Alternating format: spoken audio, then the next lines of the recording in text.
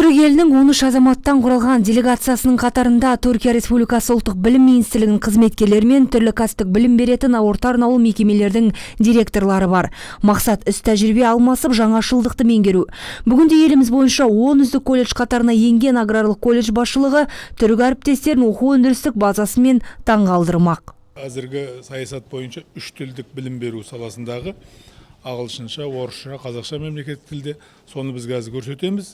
Сонымен қатар біздегі мына оқу өндірістік базасы қазіргі дуалдық оқыту жүйесі бойынша жергілікті бюджеттен салынған оқу өндірістік базамызды көрсетеміз. Әрине бұндай оқу өндірістік базасы көп жерлерде жоқ. Өйткені ол нағыз қазіргі 40% теория, 60% тәжірибе ішінде көрсететін жетістіріп отқан біздің жағдайымыз бар. Ал енді біз бұл ағайындарды соманан таңғалдыра аламыз деп айтқымыз келеді. Статистикалық мәліметтерге сай, бүгіннің өзінде Түркиядағы жоғарғы оқу орындарында еліміздің 400-ден астам азаматтары білім алуда.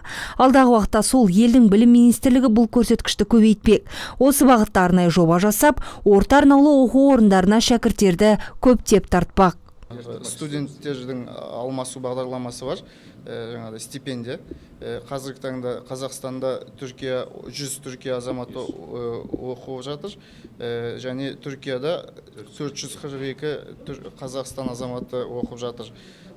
Бұны біз жаңағы колледждердің оқушыларына да байланысты да жұмыстанғымыз келіп жатыр. Ондай жобамыз бар. Және бұл жаңағы санды арттыру бойынша да жұмыстарымыз бар. Тарихын 1972 жылдан бастаған колледж 15 мамандық бойынша ауыл шаруашылық саласының мамандарын даярлауда.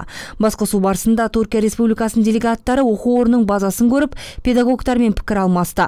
Мұнан кейін сапар Түркістан қаласында жалғасады. Салтанат Мархабаева, Руслан Насыров, Нар Ньюс.